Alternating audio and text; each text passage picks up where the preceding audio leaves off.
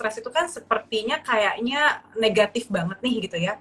Ya orang-orang nggak mau stres gitu kan. Nah, yang menarik tuh kemarin adalah bahasanya Mbak Audrey bilang stres itu tuh kita butuh juga loh gitu. Ya, Nah, ya. itu mungkin bisa nggak sih ke applicable kita sebagai ibu rumah tangga tuh kenapa kita juga butuh stres gitu loh Mbak Audrey? Oke. Mungkin aku jelasin dulu beberapa hal yang akan mempengaruhi level of stress-nya. Iya, Nanti boleh. sampai kita bahas kenapa itu bisa menjadi sesuatu yang sebenarnya membantu. Jadi kalau spesifik secara populasi kita adalah ibu rumah tangga, apa sih hal-hal yang bisa meningkatkan? Kalau tadi kita bilang adalah kalau memang udah punya root-nya, dari 3 itu akan nambah tuh masalahnya. Apa sih aspek-aspeknya yang bisa nambah masalahnya sebagai ibu rumah tangga atau memutuskan atau akhirnya jadi ibu rumah tangga? 1, personal belief. Saya punya personal belief itu apa namanya ya? Kepercayaan pribadi, pemikiran pribadi. Ada beda sekali orang yang tidak punya tiga-tiganya itu misalnya, atau misalnya cuma punya anger management deh, kita anggaplah aku lah gitu. Kalau Mamin kan sangat gitu ya. Kalau aku punya anger management gitu ya. Terus personal belief aku adalah kalau aku tidak menghasilkan, aku tidak berguna dalam hidup. Bahaya banget tuh. Ketika akhirnya ketemu sama suami, cinta, iya ijab kabul, oke aku stay di rumah. Tapi ternyata aku punya personal belief bahwa kalau aku tidak menghasilkan, aku tidak berguna. Jadi setiap kali mau pakai uang, suaminya cuma nanya, tasnya baru beli mah gitu ya. Waduh, Sensitif banget langsung. ban motor pecah langsung. Ban motor pecah. Besok naik Padahal ojek kau. aja, maksudnya memuji tasnya bagus gitu. Iya, mah baru beli tasnya. Tapi Iya, ketika saya punya personal belief bahwa saya tidak menghasilkan dan saya punya anger management, bisa jadi beda lagi nih. iya. Maksud kamu apa? Gitu Yes. kan ya. Nah, waduh. Bro, sorry nih bro, kita nggak jadi touring nih minggu ini gitu. Kenapa? Istri gue baru beli tas baru gitu kan. Apa hubungannya gitu kan ya. Kita Betul. ambil contoh itu. 1, personal belief. Gitu ya.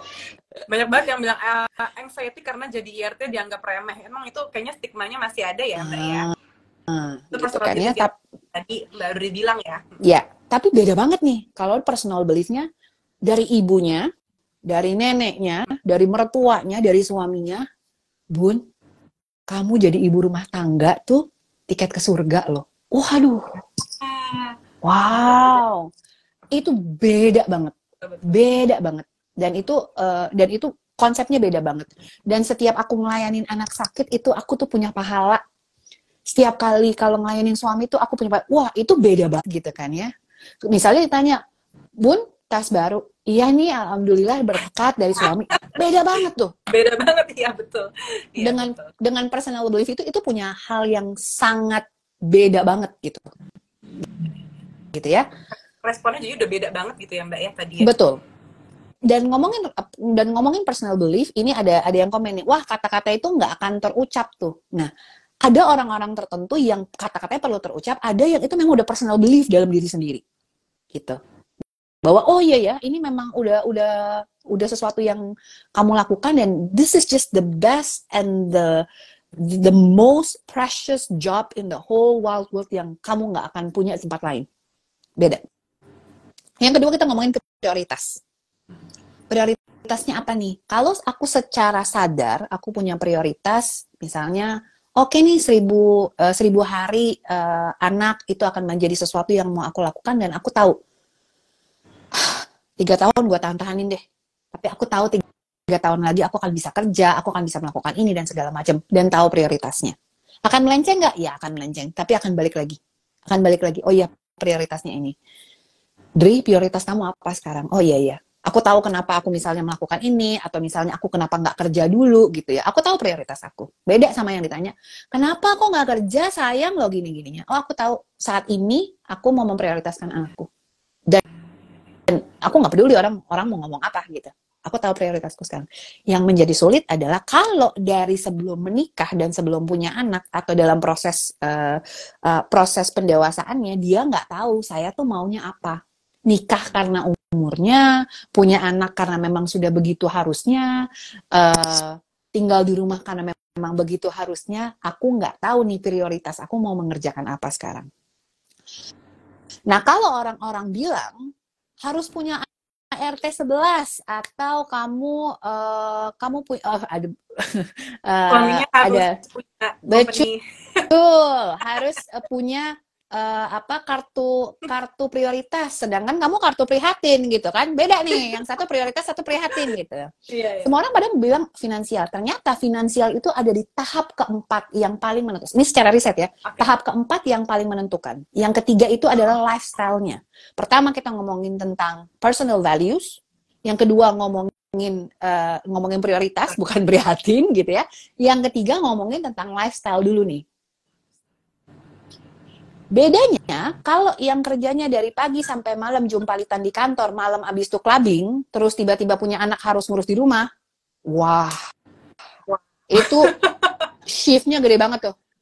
Iya, jauh banget, betul. Shift-nya gede banget, gitu.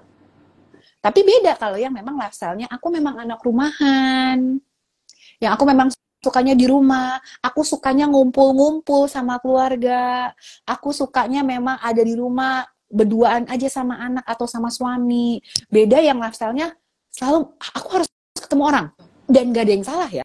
Yeah. Itu gak ada yang salah loh, bukan berarti itu salah, enggak. Aku harus kejar, begini-begini dan segala. Itu lifestyle beda banget.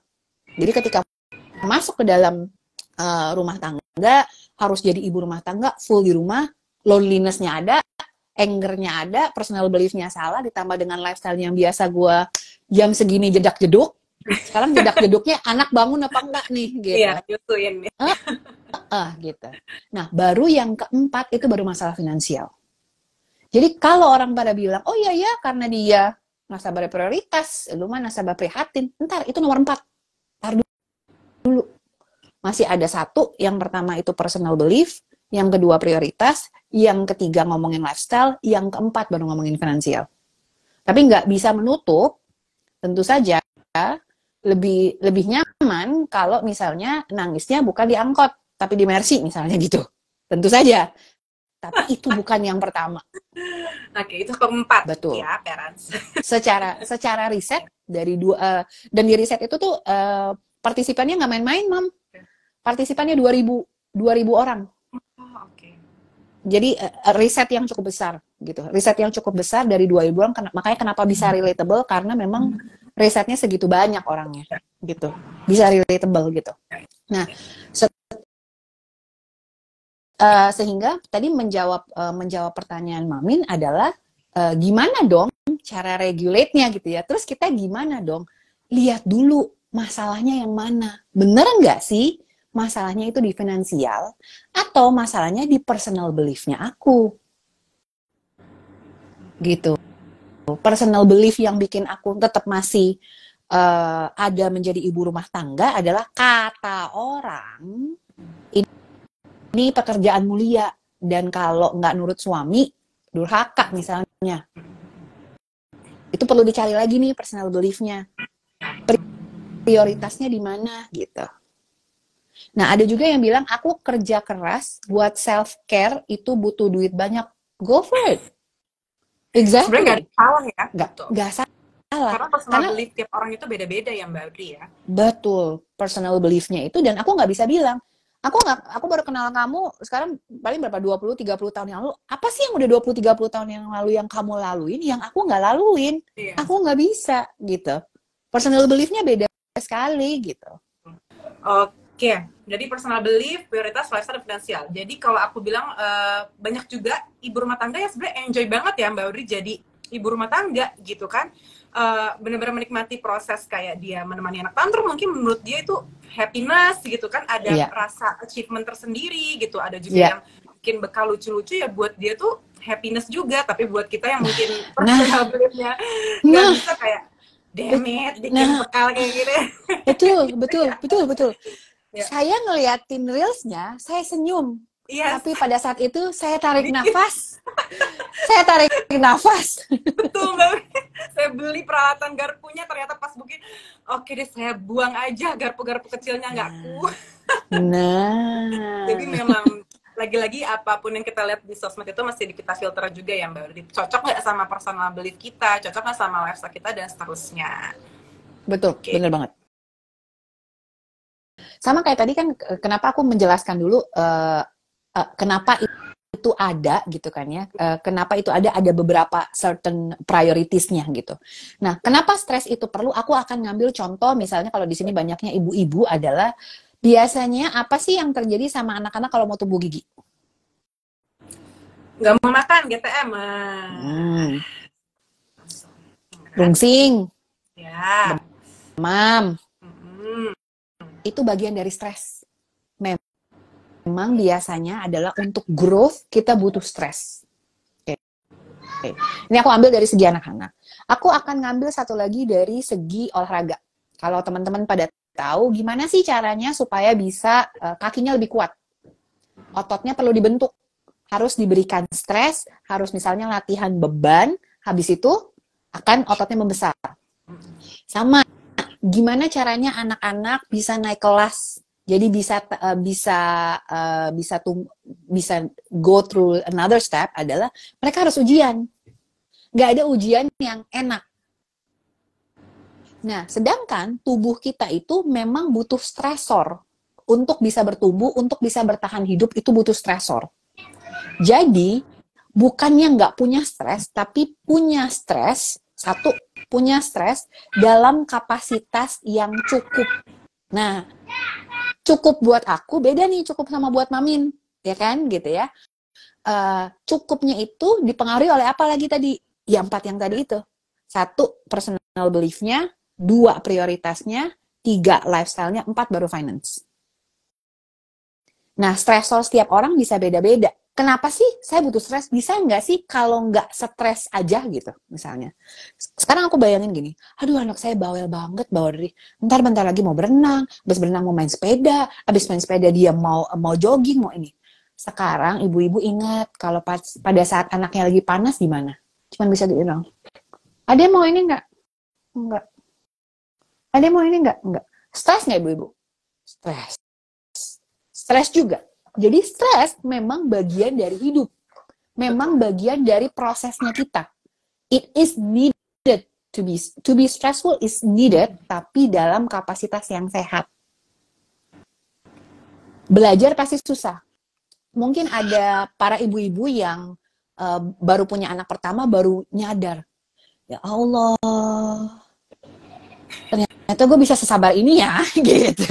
Atau yang ternyata gue bisa sebenci ini ya, ternyata Iya. gue bisa semarah ini ya, gitu kan ya. Nah, ini kan stresornya juga nih, sampai tahap yang cukup sehat. Nah, gimana caranya supaya kita bisa berkembang lagi? Pertanyaan ibu-ibu adalah, gimana supaya saya bisa lebih sabar lagi ya Mbak?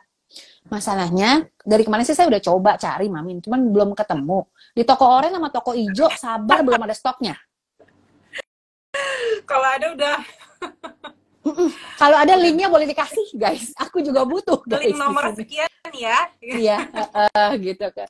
Masalahnya belum ada. Caranya bagaimana? Adalah caranya untuk memberikan yang kita bilang namanya adequate stress. Jadi stresnya, mungkin kita punya kemampuan sekarang 5, kita kasihnya jangan 7, 5,5. Caranya gimana Mbak Audrey? Caranya kalau udah lebih lewat dari 5,5, kita mundur dulu. Nah, mundur buat setiap orang, caranya gimana? Caranya balik yang keempat tadi lagi. Personal belief-nya apa? Prioritasnya apa? Contohnya kayak tadi. Aku bisa kerja setengah modar supaya aku bisa self-care. Gitu. Tapi tolong jangan suruh aku jangan kerja, tapi aku nggak bisa self-care. Nah, itu berarti nggak bisa tuh. Gitu.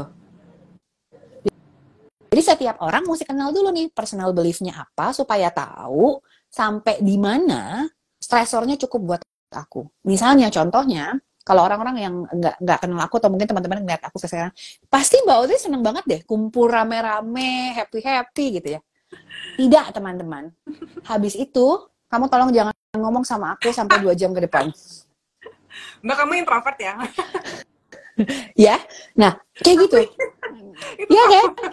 Iya kayak, tolong jangan ngomong sama aku Iya, sampai aku iya. 2 jam. Kayak ini nih aku kasih bisikan ya guys. Sebelum aku Instagram live ini, aku 1 jam sebelumnya aku nggak ngomong sama siapapun di rumah. Cukup, gitu.